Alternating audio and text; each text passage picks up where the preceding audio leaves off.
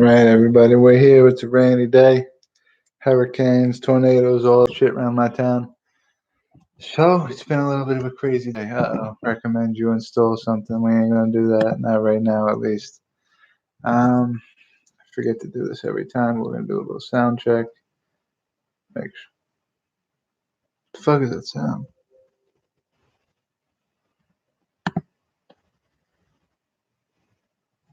It's a weird sound I've never heard with the laptop before. Let me just make sure that our sound levels are up to date here.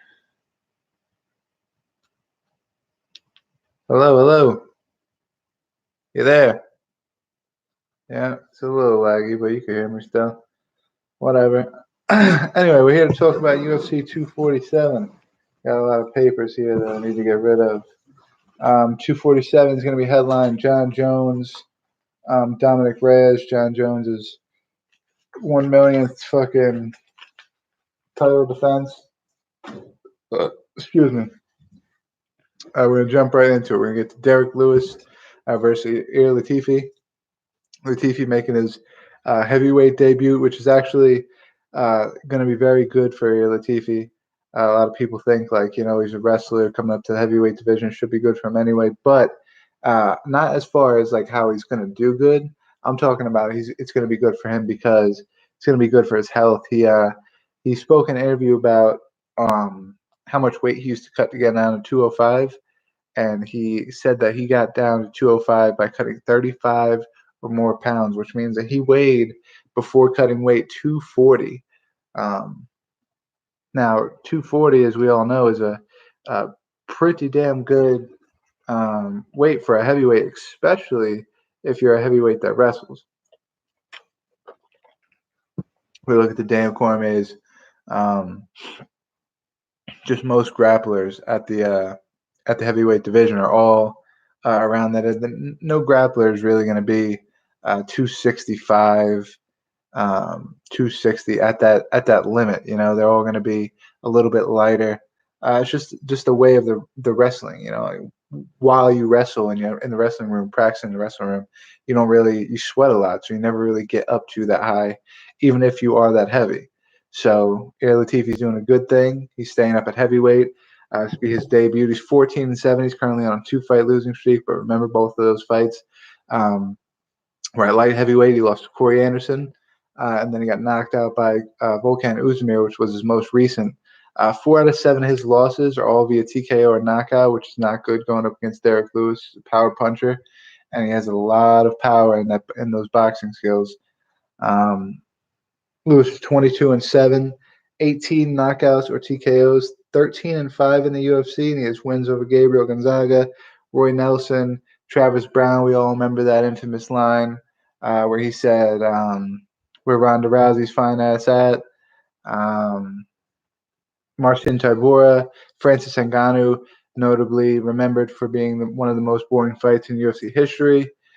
Alexander Volkov, and then most recently Vladimir Ivanov back in November. It's going to be a classic striker versus grappler. The thing about this matchup is Derek Lewis has shown in the past that he is not the best against stuffing the takedowns, especially against a really good wrestler. It's going to be really hard for Derek Lewis to keep stuffing takedowns. We've seen he doesn't have the greatest gas tank, which means he could be prone to gassing out. You defend 1 or 2 of those takedowns and you use a lot of your energy, which means gas a lot quicker. Latifi is very, very underrated with his striking.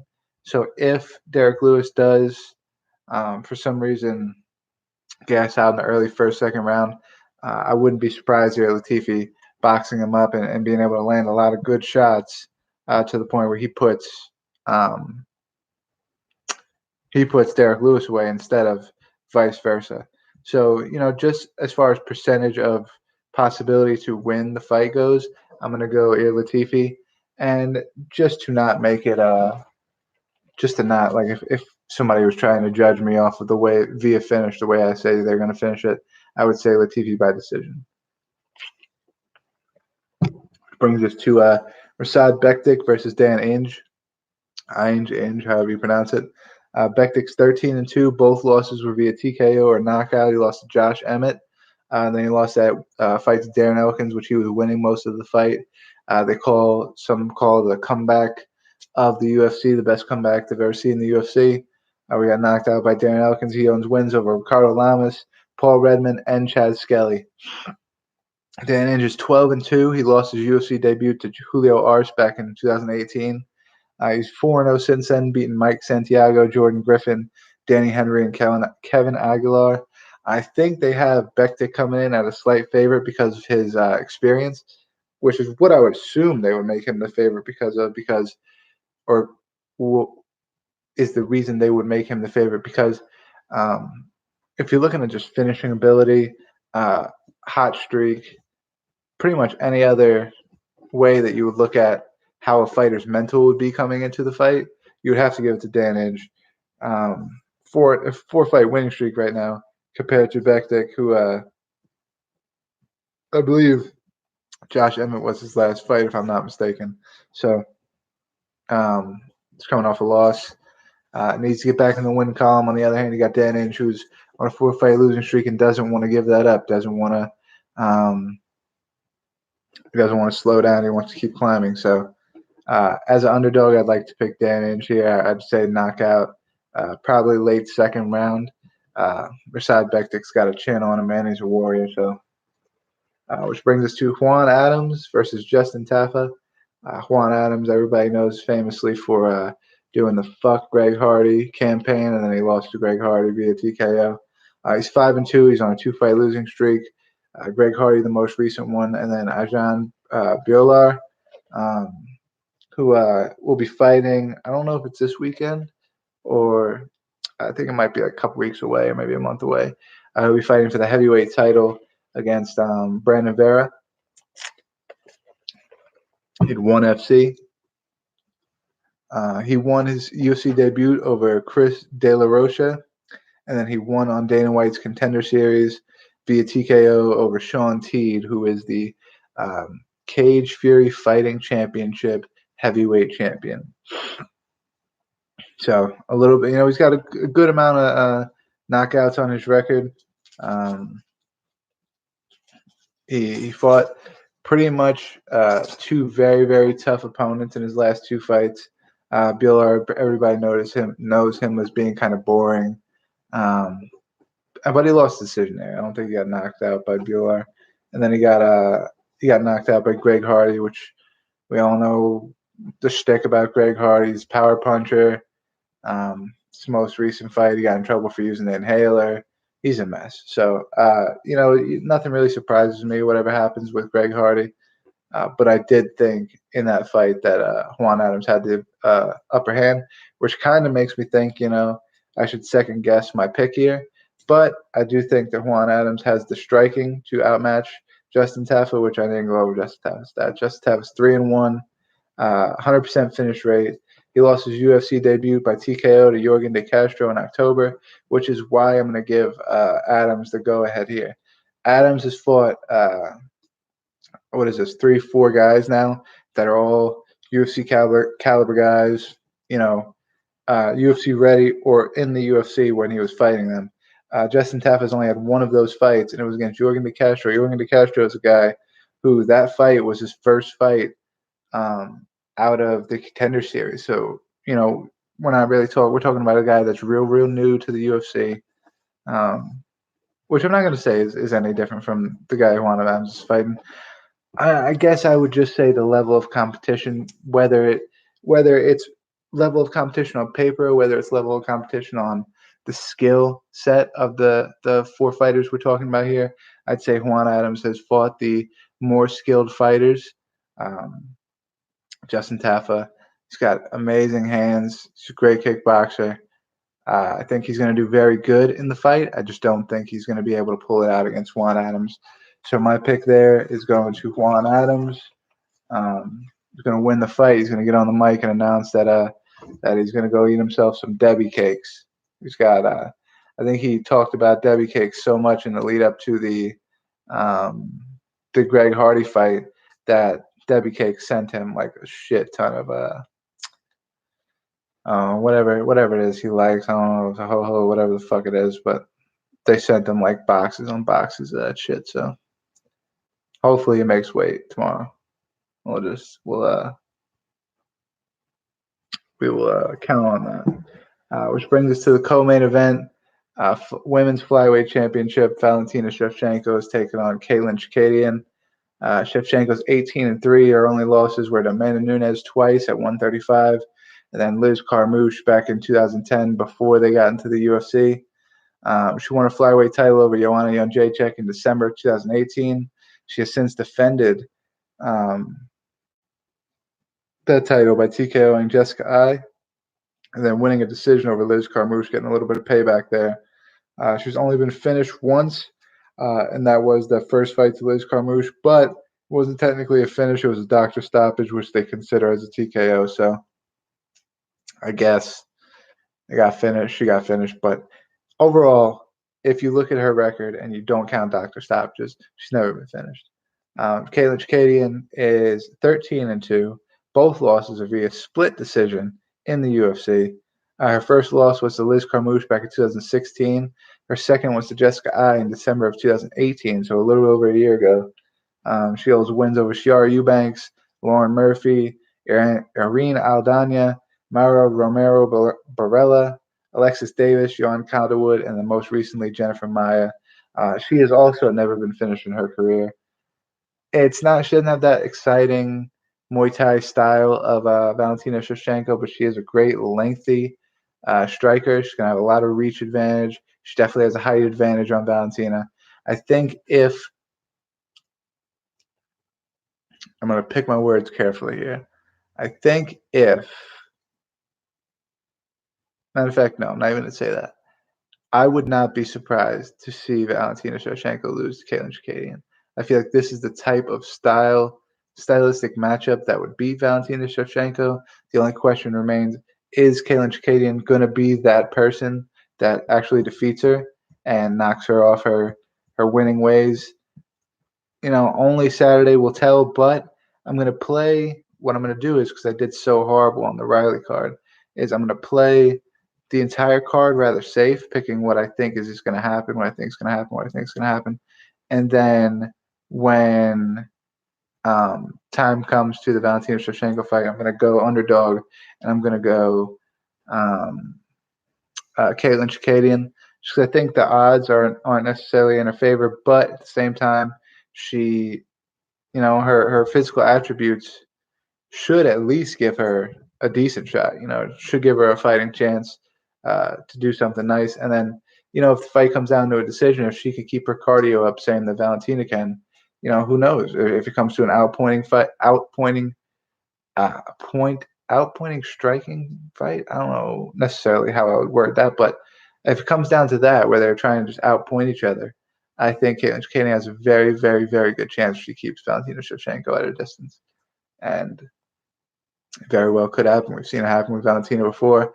We've also seen Valentina close that distance in the same fights. So very hard fight to choose for me.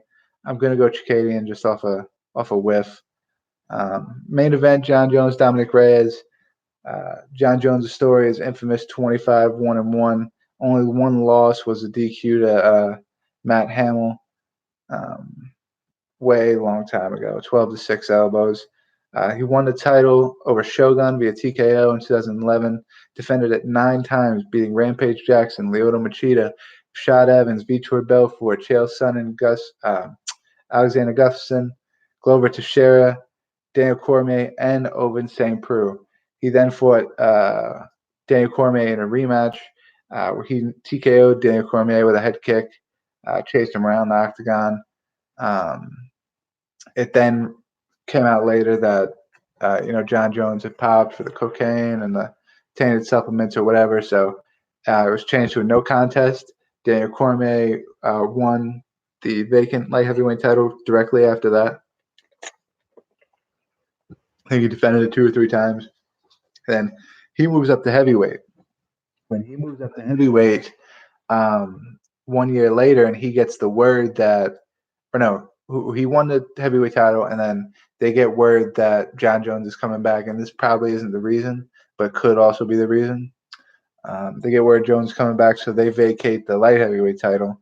So 1 year after his no contest with Daniel Cormier, he comes back, fights Alexander Gustafsson for the vacant light heavyweight title, beats him, then goes on to defend his title again to Anthony Smith and Thiago Santos, and now here we are with John Jones. So, if we're really looking at it like that, that would be, if you don't count the no contest as a no contest, and you just count Gustafsson, Anthony Smith, and Thiago Santos as 3 more title defenses, we're talking about 13 straight title defenses. Now I know it's broken up. I know it's they're not going to give him that record, but they're going to give him the tie with Demetrius Johnson for most overall title defenses at a weight class if he wins this Saturday. And Dominick Reyes is 12-0, 7 wins by TKO or knockout, 6-0 in the UFC. He's got wins over Jared Cannonier, who's currently a middleweight, Ovince St. Preux, light heavyweight, Volkan Oezdemir, light heavyweight, and Chris Weidman. Just came to light heavyweight, and that was his first fight light heavyweight, but he was previously a middleweight. So the stick here with Dominick Reyes is trying to say, John Jones has never fought an athlete like me. I'll be the best athlete that John Jones has ever fought. And it's hard to tell. When you're 12-0, you probably are a pretty good athlete. But here's the thing, man. You've been in the UFC 6 fights. At least 3 to 4 of those fights were guys that were either long-time middleweights, fighting at middleweight now, and we're at light heavyweight, wrong weight class. And if that's not the case, and it's not Ozdemir or OSP, then they're no names. Jeremy Camel, fucking just guys that nobody would really know. You write their name down, and people wouldn't be like, "Oh, MMA fighter." They would be like, they would get them fucking confused with the late night guy, fucking talk show host. You know what I mean? So you haven't really proven yourself to anybody. Even if you count OSP and Ozdemir, is that really proving yourself to be on the same level as John Jones? I don't think so, man. I think, the size, John Jones being able to take a punch, John Jones being able to keep any fight at distance, Dominick Reyes relying on his power. It's really, really, really, really, really hard to pick against John Jones in this fight, and I'm not going to do it. I'm going to go John Jones wins the title again. I don't have a prediction for afterwards because I think he stays at light heavyweight, and if he does, it's kind of hard to tell. It's really, you got Thiago Santos rematch. Corey Anderson's coming up. He wants a fight there. You don't really know what's next for him after that. So I don't really want to jump too early into saying what I think is going to happen if he does win. But I do got John Jones. So just to recap for the main card, we have Ir Latifi, Dan Ainge, Juan Adams, Caitlin Chikadian, and John Jones. So it should be a pretty good card. I'm excited for it. I definitely would say on paper it's not as good as UFC 246, but you never know what happens the night of the fight. We thought Riley looked pretty good on paper too, and Riley was a dud, man. There was like 3 or 4 good fights on there. I agree. Convert racism. It's a weird name. But yeah, I agree. John Jones wins. It's really hard to pick against John Jones in that situation with a guy who just hasn't proven himself as Dominick Reyes. Also on that card, we got a middleweight bout, Trevin Giles versus Antonio Arroyo, Alex Moreno versus Kalen Williams. Lauren Murphy will take on Andrea Lee. Miles Jones take on Mario Batista. Journey Newsom and Domingo Palete. Andrea Well versus Jonathan Martinez. And Austin Lingo versus Youssef Zalal. I have just a short story to tell about Lauren Murphy and why I'm going for Andrea Lee. When the thing happened with, I probably told this story on here before, but I'll refresh everybody on why it's fuck Lauren Murphy. But when the thing happened with Brian Ortega, where he dropped out of that fight in December with Korean Zombie, like a week after he announced that he had something wrong with his knee, he was on film receiving his stripe on his black belt. And I commented on the video and I said, what is this recent? Like, what's going on? I thought he fucked his leg up. And immediately they told me, it's not a full tear. He can still walk on it. He's not participating in class because I guess it was one of his jiu-jitsu buddies and that was in his class that posted the video. He's not participating in the class. He was just there to get his. They let him know he was getting a stripe, so he came to class to get a stripe, yada yada. Whatever the case is, cleared it up for me. I said whatever.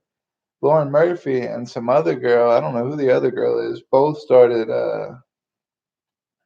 commenting saying, "You're a dickhead," implying he didn't hurt himself. That's messed up, yada yada. Guy hurts himself. You don't know what it's like. All just a bunch of bullshit they're saying to me. And I was trying to, calmly explain to them that I was just asking for information. I really wasn't trying to like poke at them or no shit, nothing like that. And just wasn't getting across. The stubborn females not listening, just thinking they have an idea of what was going on, and then just running with it. So Lauren Murphy never, I don't think, ever really understood what was going on there. She just had an idea of what she thought, and I was an asshole because of it, just because that's what she thought I was saying. But I reached out to Brian Ortega afterwards. I don't know if Lauren Murphy like is cool with Brian Ortega or what the situation. So I don't want her to like go to Brian Ortega and say, "Hey man, I work in the media. I can't, if I need to get an interview, if I need to talk to somebody or something like that, I don't need them being like, no, because Lauren Murphy said that you said this, yada yada." So I went to him, told him, "Yo, man to man, fight of the media. I wasn't talking shit to you at all. I was just asking for information." Lauren Murphy jumped the gun, yada yada. Just explained to him what happened, but no answer from him. So I assume maybe he got a little pissed off with that. But whatever the case is, still fuck Lauren Murphy for blowing that shit out of proportion. If Andrea Lee knocks her out, slams down Cerrone. He quit in there inside the octagon against Dos Anjos. Nah, Greg, you're silly, and Covert. I don't agree, man. I don't think he quit. He did deny he broke his nose in his elbow. That's true. But so what? Just because you don't break your nose or your elbow doesn't mean that you didn't. You still could have been rocked. Motherfuckers get rocked in fights all the time. They don't break bones in their face. He could have been rocked. Caught him right on the last one. Caught him directly on the jaw. So you get rocked, you get stunned. He didn't go straight down. He kind of stood there, wobbled. He even tried to throw a head kick, which you could tell he didn't plant his foot correctly. He was completely off balance when throwing that head kick. He completely missed, which means he was still rocked. He got clipped with a head kick. So he got stunned again. It just pauses him up for a little bit longer. This time he actually kind of went to the ground with it. And Conor McGregor capitalized very, very, very quickly. So, for Stephen A. Smith is wrong on many levels because he said that we didn't learn anything from Conor McGregor. Conor McGregor came out there and finished the fight quickly against a dangerous opponent like Cowboy Cerrone. Now, Cowboy Cerrone, what he didn't touch on is what Cowboy Cerrone showed us, and that was that, he's sometimes his pride can cause him to do silly stuff. So if somebody knows that about him, talk shit to him before the fight, say he's not going to do this, not going to do that. He does it, they lose. Before the fight, Don Cerrone said, "I'm not going to take Conor McGregor down. He's one of the best strikers in the game. I want to strike with him." Conor McGregor took advantage of that. Conor McGregor swung big at him, clinched up, knowing that Don Cerrone didn't want to take it to the ground. Conor McGregor acted like he was letting go. So, because Don Cerrone was pulling backwards, then pulled him back to the shoulder and hit him with the shoulder strike. He acted like he was going to let him go again. Don Cerrone wants to stand up, so he tries to let go, brings him back and hits him with the shoulder strike. So all those shoulder strikes that kind of rocked him a little bit were completely because Don Cerrone's pride kept telling him, "I want to stand with him. Don't clinch. Don't take down. Stand with him," trying to get him to disengage. And every time he tried to disengage, Conor McGregor pulled him back into the clinch and hit him with the shoulder. So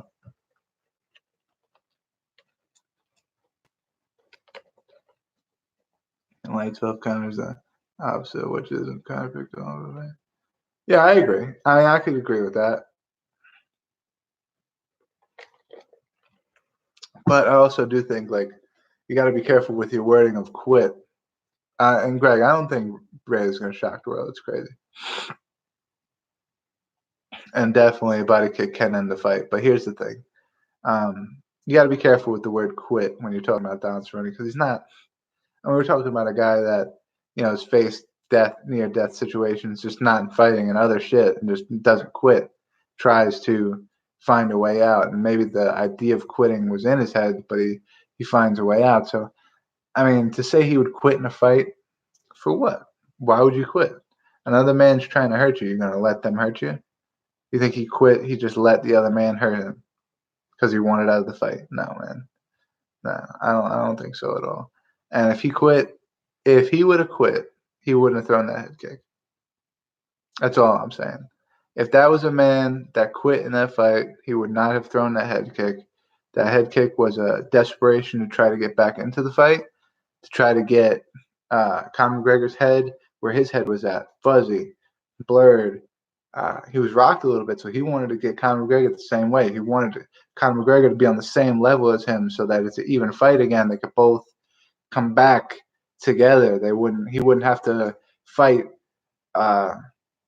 fully energied, fully there Conor McGregor, and he's here, but he's fucking in Mars. You know what I mean? He's seeing stars and shit. Is worn out. His chin is gone. He's been in too many wars, too many fights. Lost half his insides after an accident. I didn't see anything that I haven't seen anything that you said that wasn't true in that one at all. I pretty much agree with everything you said, but who are we, media, fans, whatever you consider yourself, to tell a fighter that they're done, to tell them that they shouldn't keep fighting? Nobody could tell Chuck Liddell that. Chuck Liddell fought way past when he was supposed to, and then even then, 4 or 5 years after he retired, came back and fought Tito again. And you just don't need to do that, man. You proved what you needed to prove. You were the best at one time. You don't need to get knocked out all those other times, bro. You don't need to get knocked out by a wrestler in Tito Ortiz who you knocked out 3 times before. You know what I mean? It doesn't need to happen. You don't need to do that fight. It's just, who's going to tell the fighter that? Who's going to tell the fighter, hey, man, you need to hang it up. Hey, man, you don't need to do this fight. Hey, man, whatever the case is. It's not anybody else's place. Nobody can tell me that. If I wanted to get in the cage right now and I wanted to fight and I lost and I wanted to do it again, nobody's going to tell me not to do it. Who's going to tell me not? You're a man. People tell you not to do something. It's 100% natural to keep wanting to do it. I mean, it's a bit, but it's not, because like the guy said, he was in a crazy ATV accident that took out not organ. I think fucked up some of his intestines, shit like that. Fucked up his insides really bad. He's been in crazy amounts of wars. He's got a lot of UFC fights, a lot of MMA fights in general.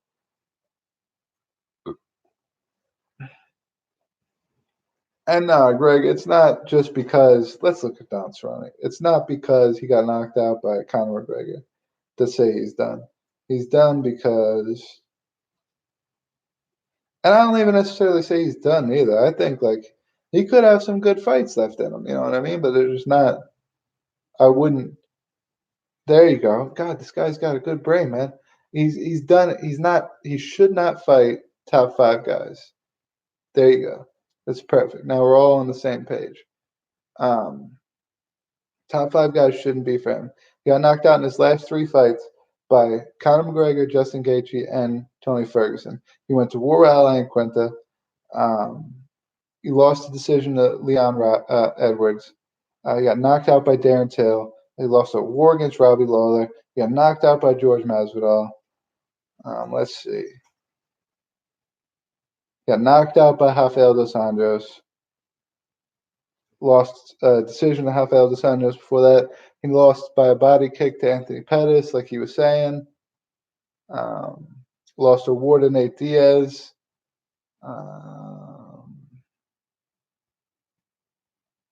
We're going far back now.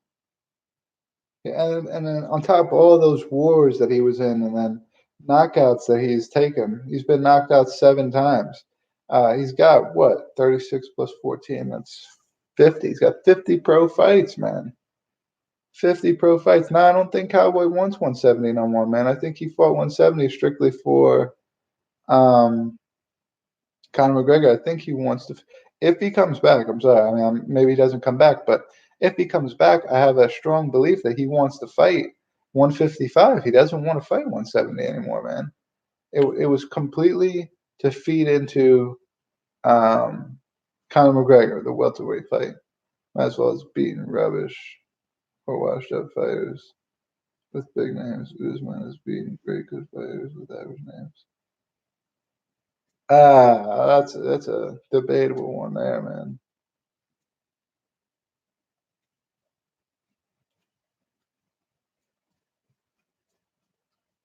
So you can't get with that, Greg. I can't get with it.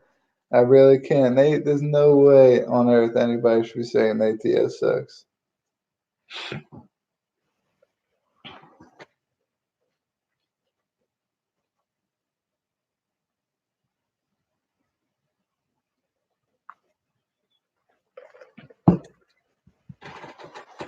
No way Nate Diaz sucks at all. Masvidal's a beast too. Masvidal's one of those guys that um, he has been fighting for a really long time, and he hasn't gotten the credit that he deserves until just now. But to say that he's fighting, Nate Diaz, Ben Askren, Darren Till, whatever, um, before that, yeah, he lost, but he fought Stephen Thompson, Damian Maia. He beat Don Cerrone before that. He's fought Jake Ellenberger, Lorenz Larkin, Benson Henderson, Alan Quinta, Cesar Ferreira, James Krause, Darren Cruikshank, Pat Healy, Rustin Kabulov, Michael Chiesa, Tim Means, Gilbert Melendez. He's fought the who's in his weight class and the weight class below. Paul Daly. Um, who else can we find here on George Masvidal's record? Ease Edwards, Joe Lozon in his 7th pro fight. He fought Joe Lozon. He's vegan.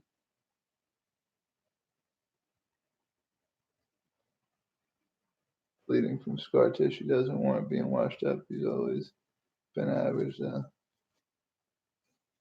Yeah, I agree. I can agree with both of those things that you guys said. The vegan, I thought we were talking about somebody else, but yeah, vegan for a fighter is not. It's not ever a good sign, man. You guys, but I mean, if you look, the only reason it would be a bad sign to be vegan is because of testosterone, because you have lower testosterone. But if you look at like this guy, how fucking fiery he gets and shit, you wouldn't think that Nate Diaz has any issues with testosterone. So I wouldn't really care that. I wouldn't think that vegan would be a big issue for Nate Diaz at least. But the scar tissue thing, yeah, man, he's get that figured out because that's what's and he although he was getting beat up by George Masvidal, he comes on in the later rounds, man. That's when he puts on the pressures in those later rounds, and he just couldn't get there because of the fucking scar tissue. Better cardio, less power, 100%. Yeah, he doesn't. He puts on volume. He doesn't really ever. He doesn't go crazy with power. He never has. He's got that volume. And if you've ever seen Nate Diaz and Nick Diaz sparring, you see that they have power. Like they can box and they got really high punching power. They just never use it, man. They use that cardio. They use volume. They don't ever want to throw all their cardio away early in the fight like other fighters do by using crazy amounts of power.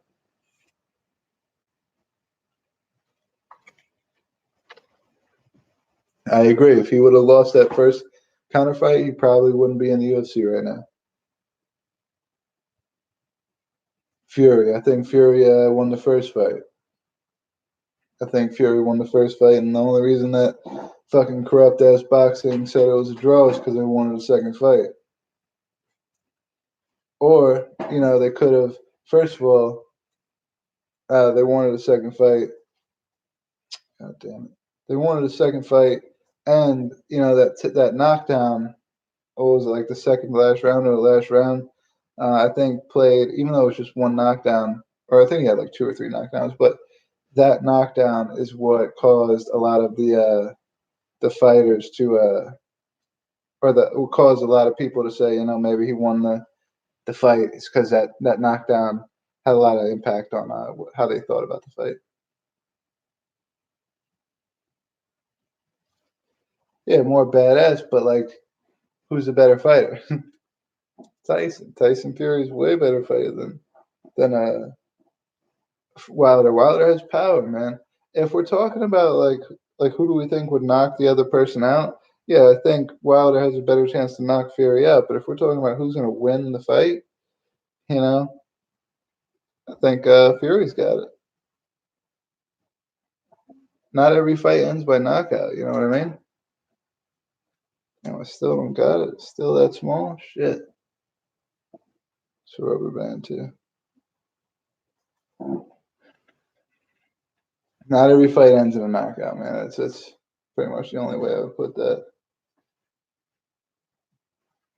I picked Adams, Dustin. I got just because of experience of people they fought.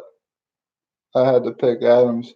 Taff is just he's only really fought one UFC ready guy, and that's Yorgan De Castro, and he lost that fight. So, Israel versus Romero. I think Izzy would win too. I just think that I would hope Romero would win. And this guy's had so many shots, man. I want Romero to finally win the title, bro. And if it's a good fight, it sets up a rematch. So fuck it, because Izzy get an immediate rematch if he lost.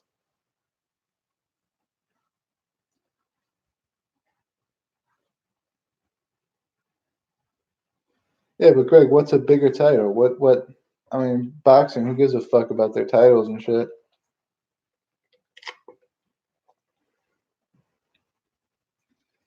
Yeah, Romero's age is showing a little bit, but at the same time, like it's showing against fucking Paulo Costa. It's not really showing against anybody else.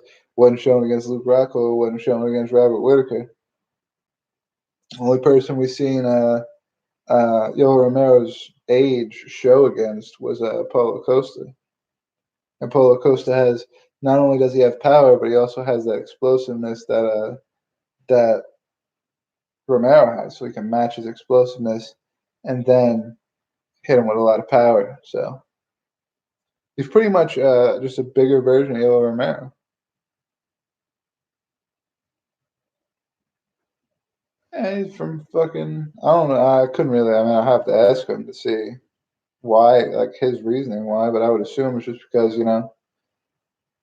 it wasn't that. I mean, dude, there's a lot of people that just never got into MMA because it didn't become as big of a sport as it is until recent. I would say until like uh, 2000 something. And people, if you're old by then, you just don't start. Romero was like, I'm old, fucking, I'm jumping in it.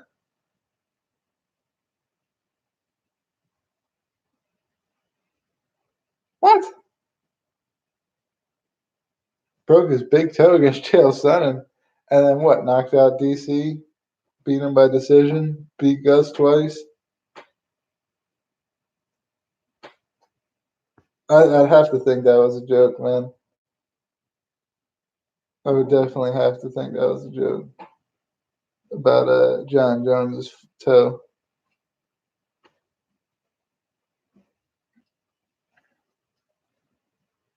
Woodley versus Edwards is going to be a good fight, March 21st. Yeah, it'd be pretty good. I hope Woodley starches him now.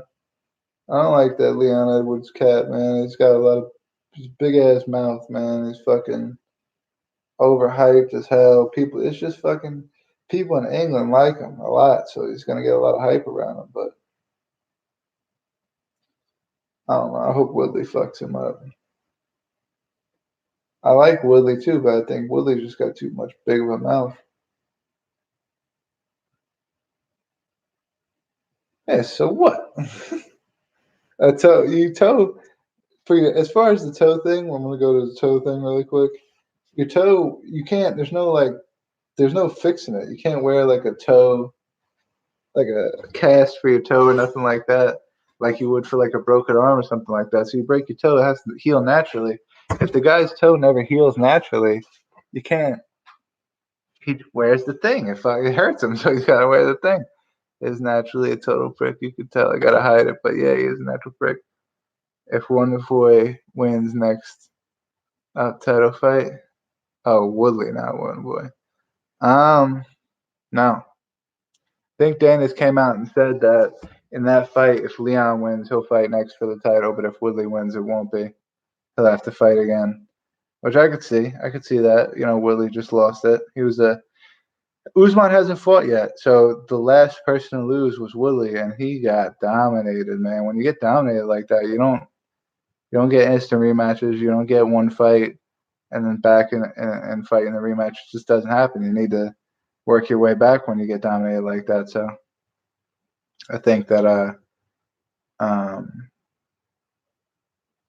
I'm thinking that Woodley's gonna have to fight a couple more fights to get back up there.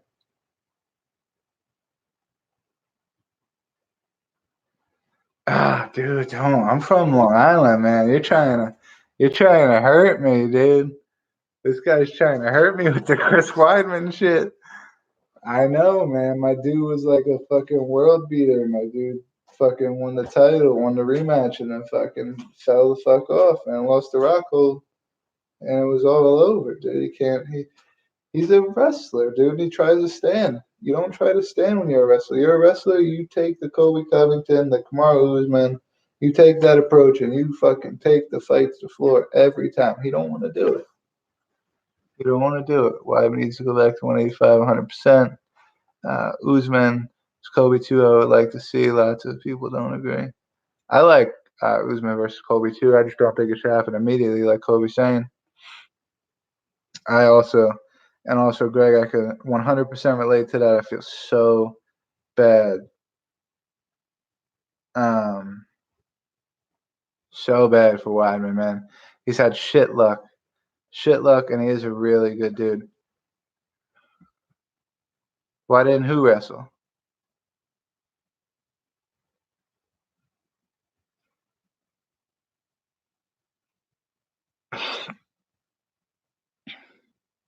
Weidman's got shit luck, man. Kobe and Usman didn't wrestle because both their strength is wrestling. A lot of the time you see this. A lot of the times with wrestlers that when both of the guys both of their strength is wrestling, they don't wrestle each other. You don't want to. Nobody wants to see. In their minds, nobody wants to see two wrestlers wrestle each other. If they did that, they would go watch a wrestling match. They're watching an MMA fight. So, a lot of that goes into the mental of wrestlers and shit. They would say, if this guy's a wrestler and I'm a wrestler, let's see who could beat each other off the hands. You know what I mean? Exactly what Greg said. It goes down to a lot of, if the guys have never wrestled before, if they never had any people to match their wrestling with, they don't want to test it on the person they're fighting. Yeah, bro, I agree. It's not. I don't know what the Silk Sheets reference is, but I think it's completely mental for Weidman. I think Weidman, he just after that shit happened with Romero and then Mousasi,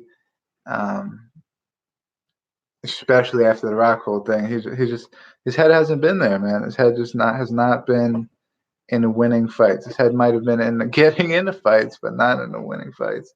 And I hate to say it, dude, because I love that guy, dude. Like Greg said earlier, he's a really, really good dude. And he's not putting it all together, man. He needs to, especially if he's gonna stay light heavyweight, he needs to be a wrestler.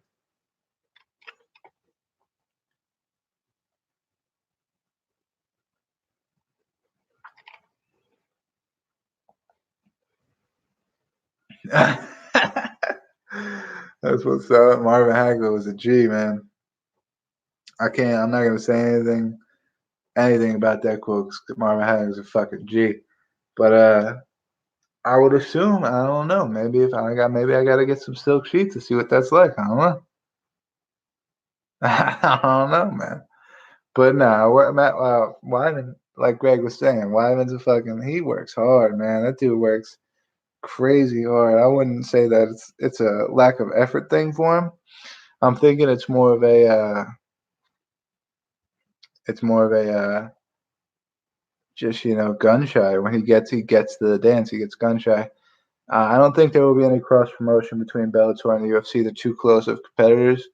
but I do think Nunes beats Cyborg every time they fight. Every single time they fight, I think Nunes beats Cyborg. Which sucks because, they are two power punchers. They got great boxing between the two of them. But, I mean, shit, it's not just two different levels, man. I think that's why, Cyborg wanted to get out of the UFC. I agree with that. So I'm not saying that that didn't have anything to do with her losing the fight. But at the same time, she went to Bellator, and Bellator don't got that much competition for her at 145.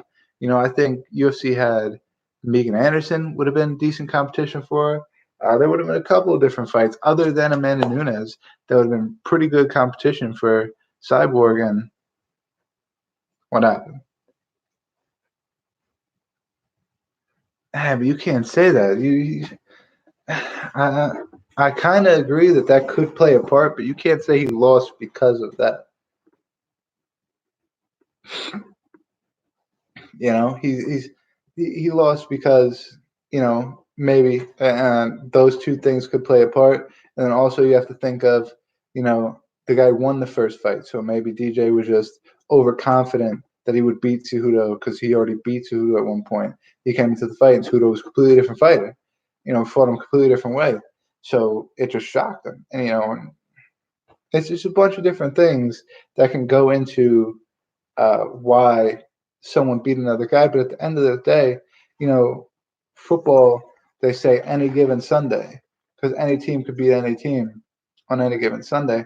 A fight is, I don't know how you could take that phrase a little any more literally, but it's literally any time you step out on the octagon, any person can win. Yes, a lot of the time it's got to do with skills, heart. There's a lot of factors that go into it, but dude, I can go in there against fucking John Jones, and if John Jones comes at me with his hand straight down, and I put all my power and throw my first punch, and I land it right on the chin, I can knock out John Jones on the fucking pay per view, all these lights and all this shit, and then it can happen to anybody, man. It could literally happen to anybody. Will it? Probably not. But it can. It's a possibility for every single fight that the underdog can win. What did they think was going to happen with this? They thought Rousey was going to come back, be all fucking the same thing she was. She got fucking deuced up by Amanda Nunes, man.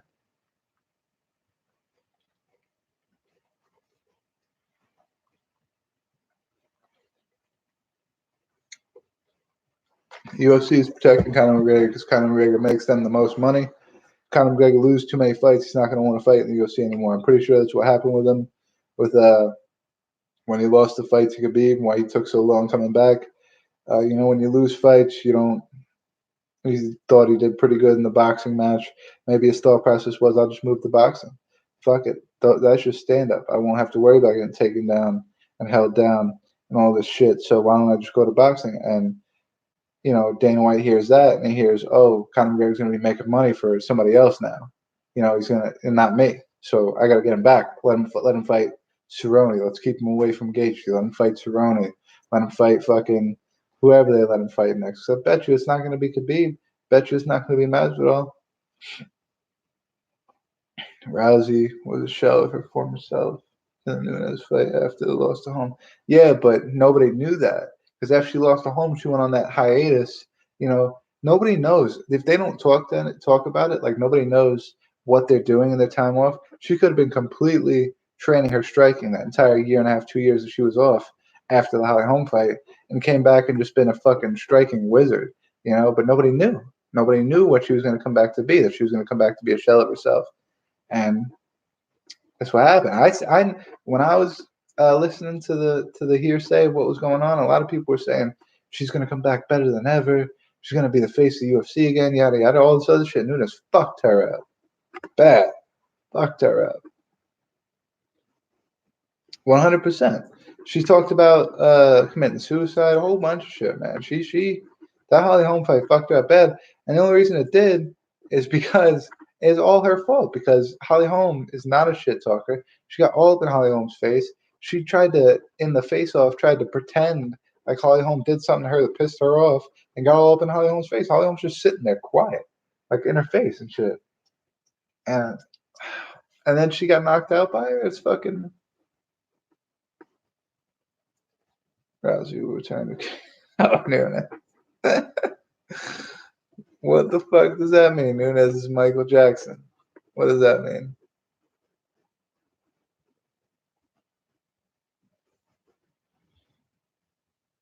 Rousey shit talking was to promote the fight like Kobe. I agree, but at the same time, you could talk shit about somebody, like in a press conference, shit like that. Like what she did, if you look at the face off, I don't think you've been here, so you don't know. I can't, when you guys curse in the comments, I've got suspended for that before, so I can't post it.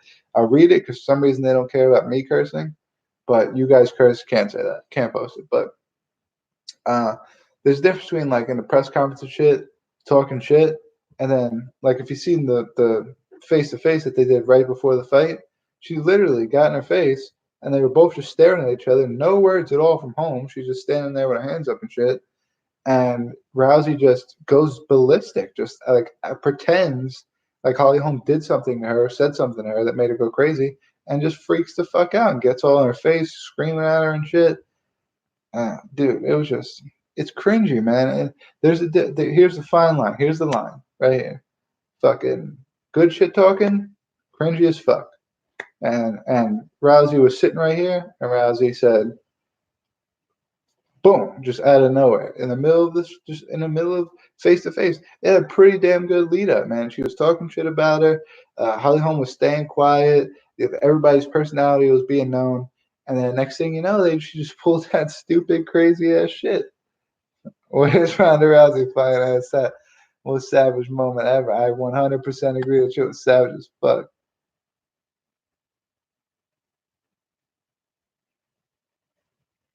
Yeah, yeah, you spit the truth, my guy. 100%. Holly Holm's just not like that unless somebody gets her riled up. And the only person that did that was Ronda Rousey. You think about the Nunes fights, the countless other fights she's had that nobody's got her riled up like that, and she loses. One fight that I do think she should have won that she did get riled up in mid-fight was the Durandame fight. And she got riled up because Durandame hit her after the bell in the first and the second round. So not only should Durandame have lost that fight because she should have got at least a point, maybe even 2 points taken, but she got teed the fuck off in the last, I think it was like the fourth and fifth round, because Nunes was pissed. Yeah, Clarissa Shields, fuck her, fucking crybaby ass bitch.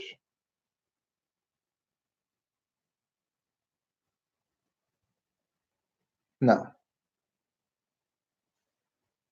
no, Clarissa Shields can't beat anybody in the UFC. Maybe if she like trained for like 3 years, 4 years, 5 years. But at that point, how old is she gonna be? Like, is she gonna be outside of her fighting prime? You know what I mean? Yeah, unless she's been training UFC. MMA before. She's been training MMA before. Maybe. Yeah, Tim Sylvia's fucking trash as fuck. And Tim Sylvia was old as fuck when he lost to Ray Mercer. And Ray Mercer caught him. Ray Mercer was about to get beat up in that fight, and Ray Mercer caught him with a right hand. Stunned him.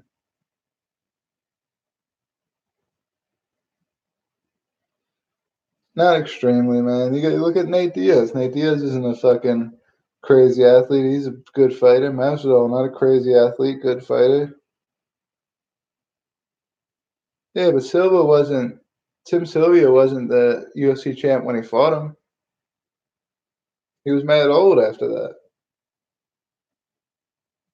And yeah, if Shields is 23, she takes 5 years to train MMA and comes out and fights when she's 28. Maybe she might got a shot. Probably not Nunes, but she might got a shot. This guy's got the points, man. He's bringing up the fucking points. Conor Gas is because he doesn't work on his cardio. He's fucking too much of a prima donna.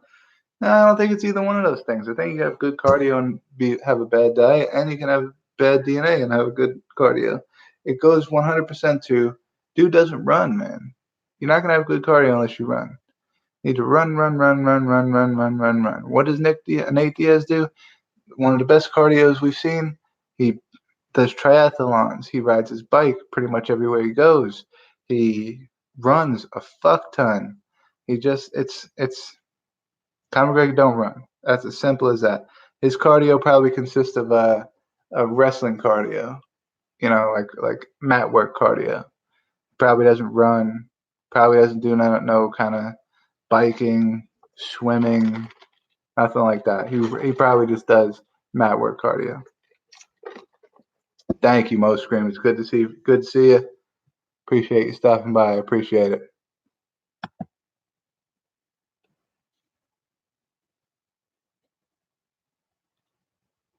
I ain't answering that one. Yo, Covert, I'll knock you out cold. Let's throw down. Oh my god.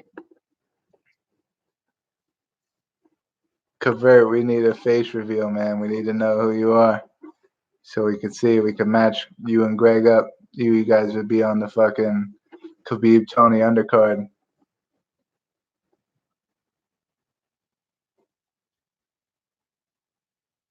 Or depending on where you guys are at, we could put you guys on. Okay, keyboard warrior. Oh, it's going down. It's going down. Face reveal, dude. Fucking what weight class are both of you guys? Let's hear the weights and the heights and all that shit. We'll get it popping. We'll get you guys in like a, I would call it like B League, but like in like a,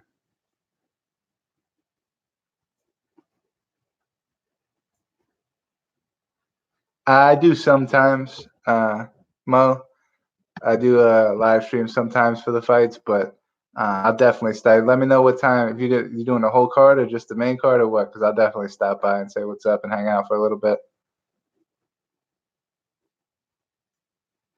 Yeah, my dude is fucking. My dude just every single time Greg fucking comes in here. Anybody else that comes in the chat, my dude wants to fight everybody. Everybody. What are Bellator doing wrong? Bellator is not doing a whole lot wrong. I think they're combating pretty good um with the UFC. Only thing the Bellator needs to work on, Bellator needs to stop the tape delays because it's hurting a lot of people don't watch their cards because they're doing tape delays. They need to find out a ranking system because the ranking system will help promote a lot of their different fights. There's just a couple of different things that Bellator could do that would help push them to the point where UFC's at.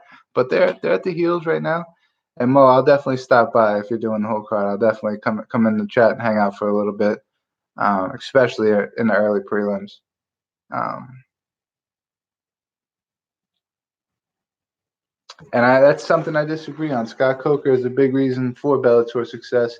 Another thing they could do to help themselves is Bellator still does the local promotion thing, and they sign people to one-fight deals, which doesn't allow for the fans to get to know their fighters. So a lot of their fights are like big name, big name, big name, no names for the rest of the card, like 9 fights on their card, no names, or people that have just burst on the scene. Not a lot of recognition behind their name. And if they sign people to 3, 4, 5 fight deals, maybe they're no name their first fight, but when you see their name again and see their name again and see their name again, they become a household name for Bellator. Kind of like what they did with what's his name? They got a couple of people, Gaston Bolaños. They got a couple of different people that are like that in Bellator that just are Bellator household names that they brought up like that. What they need to stop doing is stop the one fight deals. The one fight deals are okay. They're decent for some things. And another thing that could help them with fan recognition of people's fighting is, the thing that blew up the UFC the most was The Ultimate Fighter, the reality television show that kind of introduced you to all the different fighters. And then they got into the UFC. So you already knew them. You already knew to follow them. You already knew about their lives and shit, so you followed them into the UFC. If Bellator were to bring something like that, skyrocket.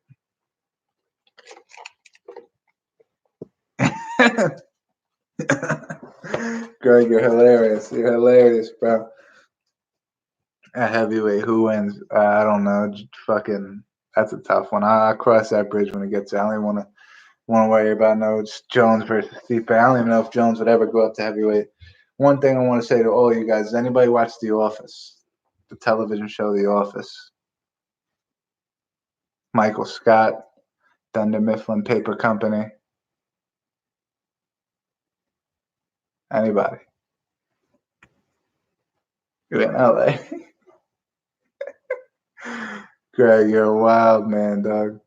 Dude didn't even do nothing to make you mad or nothing.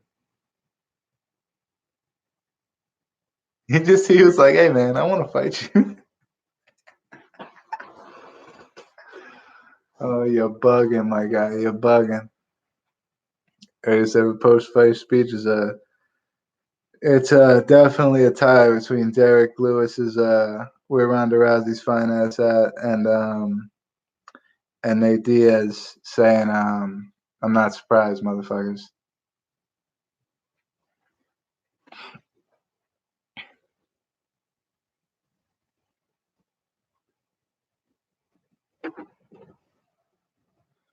Yeah, 100%, Mo. That's what I'm saying about the ranking system, though, because like you see, like Michael Venom Page, he fought for the belt against Douglas Lima, and he got knocked out, and then after that, they give him two cans to fight. I think that Richard Keeley guy, and then the Asian dude. I don't know what the dude's name was, but if there was like a ranking system where it could be like welterweight, Michael Venom is number 4, and number 5 is, even if it's Richard Keeley or whatever, number 5 Richard Keeley, the matchup makes a lot more sense. You don't have that shtick going where people think, why is this guy fighting this guy? Why is he fighting a no-name guy? You would see it's a number 4 guy versus number 5 guy. That's why that fight's happened. There'd be a lot less questioning going on. It would be a lot more respectable to see why that guy's fighting that guy. And I think Michael Venom Page, Aaron Pico as well. Michael Venom Page is the biggest guilty person of that in Bellator right now, where everybody thinks that he's fighting cans and fighting nobodies, and they need to get some kind of ranking system. They got any kind of ranking system, wouldn't matter if he's a nobody. If he's ranked number 6 and Venom Page is number 7, fight makes sense. So let's see, controversy sells. Yeah, 100%. That's I don't like to get into conspiracy theories, but can crusher for sure. I don't like getting conspiracy theories, but the bus incident is kind of sketchy how that all worked out, and then Khabib jumping out of the cage was also a little sketchy how that all worked out. Even though the Khabib incident, there's no chance they set that up, because that was a fucking hassle for them that they definitely didn't want to deal with. But the bus incident, somebody let Conor into the building. You know what I mean? And regardless of what they thought was going to happen, if it went too far or whatever, somebody let that man in there to go throw the dolly at the bus over, all that shit. So, hey.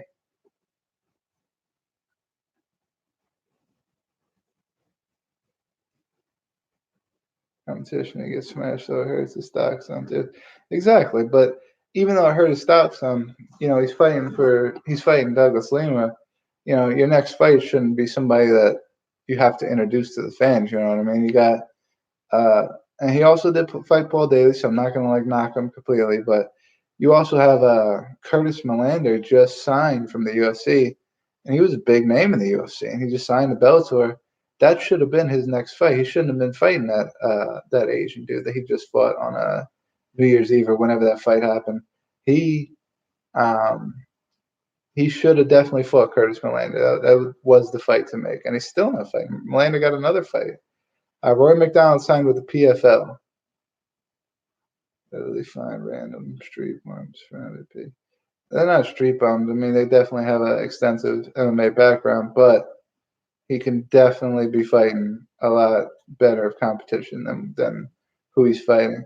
And I think that the Douglas Lima thing is just kind of an excuse for him not to. Dana White allow it, but the one big pay-per-view versus Bellator, the Bellator stars. Too much risk for Dana. Way too much risk for Dana.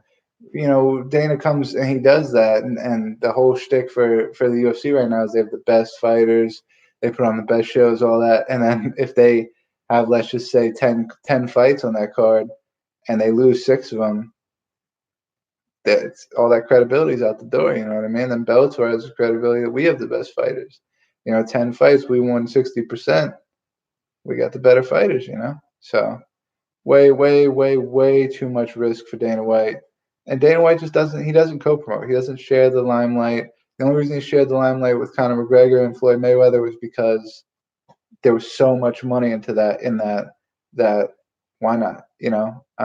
As far as Bellator, UFC, there's gonna be money in it as far as views and pay-per-view buys and shit like that, but not like, I mean, boxing money is just a completely different type of money. You know what I mean? So there's not going to be that much money in it. I just don't see it. Bellator has talked about co-promoting with a bunch of different people, but I like what they're doing with Risen. So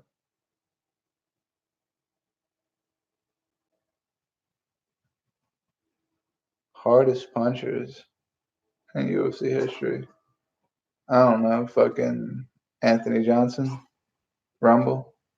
Rumble's coming back. Rumble looks skinny as fuck, man. He looks like he's going back to like middleweight or welterweight or something. Dude looks small right. I mean, he still looks ripped, but he looks small right now, dude. Like cut up big time. You know how he looked when he left the UFC and he got into that like bodyguard shit for the bare knuckle shit. He looks swole as fuck, like super heavyweight style. Now he looks fucking ripped. I could pull it up on my phone, but when I show my phone to the screen, it never comes out good. It's always got the lighting issue and shit.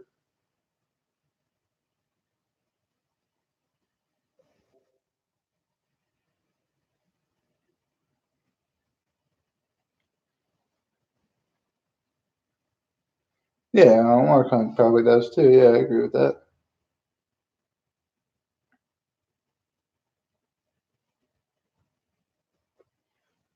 Let's see.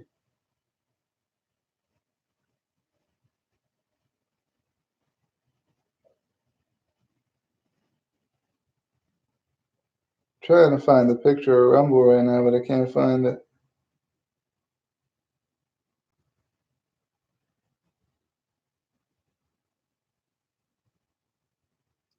I can find it on Twitter, maybe.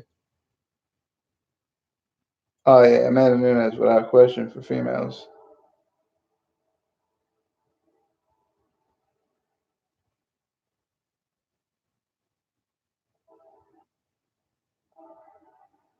All right, here it goes. I don't know if you could see this guy or if it looks clear at all. Fuck. Here you guys can see how small he looks compared to, like, you see this is what he looks like now when he's trying to cut weight to get back into the UFC. And then I'll show you what he looked like. Which, I mean, you guys probably all seen these pictures before. But when this dude was fucking, when he was doing the bodyguard and shit for bare knuckle, you can kind of see his outline there. Just look how swole that motherfucker looks, dude. Huge, man, huge. Yeah, my man lost weight quick, right? You got off them roids, dog. Got off them roids quick. Yo, Covert, we've been doing this for the show's been going for an hour now. I'm about to go in and finish up some writing I got going on. It was good hanging out with you, man. Subscribe to the channel. I'd like to have you back in the chat. You got a great mind for MMA. So it'd always be great having you here, and you're always welcome back. Greg, he wants to fight and everything, but he does that with everybody, you know. Hope to have you back. We're here every Thursday for predictions. We're going to be switching it to Tuesdays, the end of February, because we want to get ready for the Dana White Contender Series in the summer. Tuesday, and we're going to do fight companions for Tuesdays. So for right now, it's Thursdays. It will be switching to Tuesdays in a couple weeks. And then sometimes, Moscream up there, he does the fight companions for Saturdays. Sometimes we do those, but they're not often. So hopefully we'll see you back next Thursday. If not, will definitely be here. We'll be doing predictions for the next UFC card. Holler at you guys. Shoot Farms represent.